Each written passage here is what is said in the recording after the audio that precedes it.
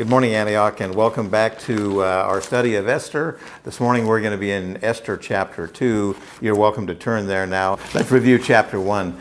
King Xerxes had called his wife Vashti into his presence while he was drunk, and she refused. So the king sought all the great counsel he could get from his wise men, and they decided that Queen Vashti should be replaced. That because she made this horrible decision, soon women all over the country would follow in her footsteps and mistreat their husbands. So that's a quick review of chapter 1. And in verse 19, let me read this for you. This is what they said to the king. These are his wise men.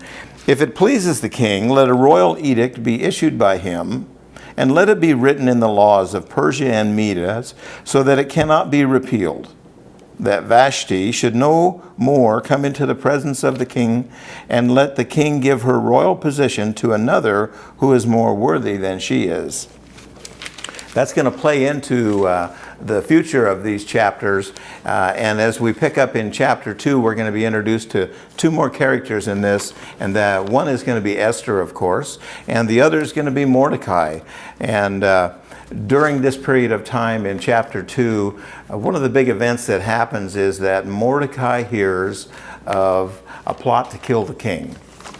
And he discovers this, he overhears it actually, and he relays it to Esther, who tells the king, and sure enough it's found out to be true. And so these two men have plotted a political assassination against the king, and they themselves are put to death. That's just a little bit of an overview of it.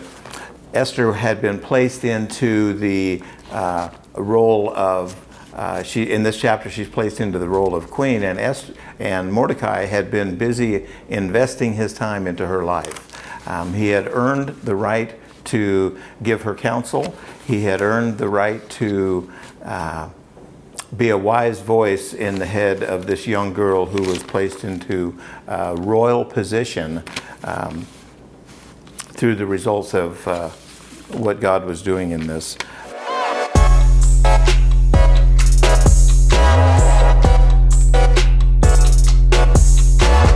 In the first 3 verses of the book, it reads, "After these things, when the anger of King Ahasuerus had subsided, he remembered Vashti and what she had done and what had been decreed against her. Then the king's attendants who served him said, 'Let beautiful young virgins be sought for the king, and let the king appoint overseers in all the provinces of his kingdom, that they may gather together every beautiful young virgin to the citadel of Susa, to the harem, into the custody of Haggai the king's eunuch, who's in charge of all of the king's women, and let their cosmetics be given to them. And then the young lady who pleases the king, will be queen instead of Vashti.'" Now imagine this. These men, the king had returned actually after just having a defeat, and he's now thinking about how he had kicked his wife out. These men recommended, "This is the approach you should take, king. Let's find you a new wife. Let's pick from the most beautiful women in all of your provinces, and she will become queen instead of Vashti." What they should have done for good counsel was to advise the king, "King, you should clear things up with your wife." But had he done that, they knew that the queen, if she were reinstated, would have their heads. They would die for having counseled that she was put away. So these guys were just covering their tracks. In verse 15 in chapter 2, it says that, "Now when the turn of Esther, the daughter and of the uncle of Mordecai, who had taken her as his daughter, came to go into the king, she did not request anything except what Haggai, the king's eunuch who was in charge of the women, advised." And I think from this we can take for our own personal application is that Esther understood that God had given her everything she needed to accomplish his will.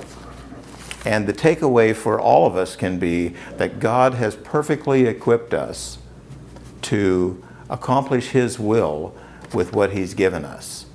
And Esther knew this. She was confident, and we too can be confident that Christ has supplied everything that we need to accomplish his will, to give him glory. But is that the way that we act? a lot of times we get into a position where we can be used by God and we say, well, wait a minute, I need this one more thing.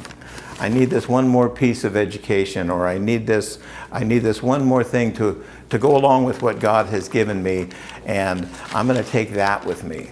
I'm going to take that to accomplish God's will, that one more thing.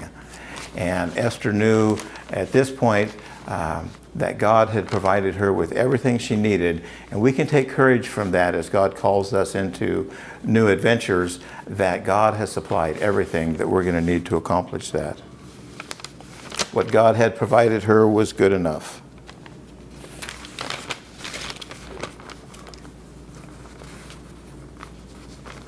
I think we need to be on watch for God's invisible hand in our life. I think we need to be searching for it. In this case, as we read this historical account, we can see that God was busy working behind the scenes, but had the people that he was working through given him credit sooner, things could have gone a lot easier for them. As God works through our lives, we need to recognize that his invisible hand is accomplishing his will in our lives, and we are just responsible for doing and acting to bring him glory. And that's how he accomplishes his will. We're going to see later on in the book of Esther how God has placed her into a particular place, and that for that reason she might have been there just to accomplish God's will. The tension is heightened here as the story continues. In verse 17, let's take a look at verse 17. At this point, Esther becomes the queen. The king loved Esther more than all the women, and she found favor and kindness with him more than all the virgins, so that he gave the royal crown to her and set it on her head and made her queen instead of Vashti. The king doesn't even know at this point that he also is being used by God, and God is behind the scenes even though he's not in view. God is busy at work, and as the story develops, we're going to see that. Some of the important characteristics about Esther is that Esther was graceful, she was teachable, she was confident, and I wonder sometimes how these are displayed in my life. God has given me everything I need to accomplish his will, but how do I display that? Do I display it by meekness, where I'm afraid to speak to someone, or do I display it in another way that I have to add to what God has given me? Like I said earlier, we bring things along and we say, oh, if I just had that, then I can accomplish God's will. As we investigate another person in this study, we're going to see Mordecai come on the scene here. And one of the things we see about Mordecai is he was always observant.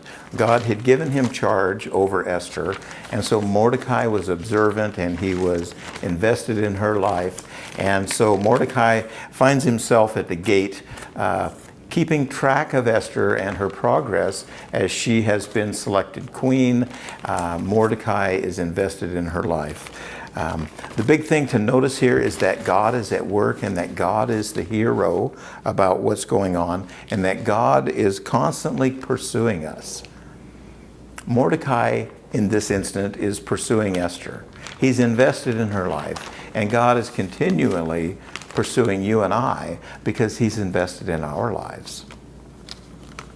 God is completely in control, and we know that we are supposed to behave by this account just like Esther did and just like Mordecai did. We can apply those things directly to our lives.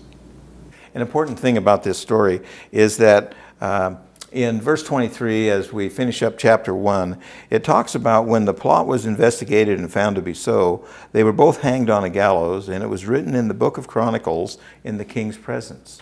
And that becomes an important thing later on, where we see that even though God is not in view, he's always at work. And so this plot was discovered, everything was recorded, and this was written in a book. And at this time, Mordecai received no glory. The whole issue was kind of done away with. The two men were hanged, and that's the end of the story in that instance. God is at work even though he is not in view. And that is the golden thread woven throughout the book of Esther, is that behind the scenes, God is moving people into positions in the lives of others to accomplish his will. And the same is true for you and I, that God is at work in our lives, moving us around to accomplish his will. His work in our lives is the same as he was preparing for Esther to do. What are the stories that you can tell and that would encourage and uplift other people? How could God put you in a person's life and use you just the way you are without that one more thing? God would prefer that we count on him and that we bank on his Spirit to accomplish his will, not that we accomplish his will under our own power. One of the great things, Esther is an example for us, is that Esther knew that God cares more about her availability than her ability. And she was not prepared for this. She was not raised in a royal family. She was not rich and famous in any way, like many of us. Esther knew, though, that what God really needed was her availability and not her abilities. One of the things that Esther has proven as we move deeper into the book is that God is either going to move through us or God is going to move around us. Esther has a choice coming up where God is either going to move through her availability or he's going to go around her to accomplish his will. Our job is to just keep doing what's right and do the things that God has put in front of us. Well, enjoy your conversation this morning, Antioch. It's exciting to see how God is at work in each of our lives. And our study in Esther is going to give us some great principles that we need to apply.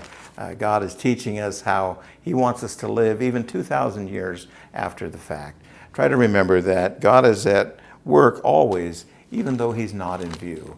Enjoy your conversation this morning.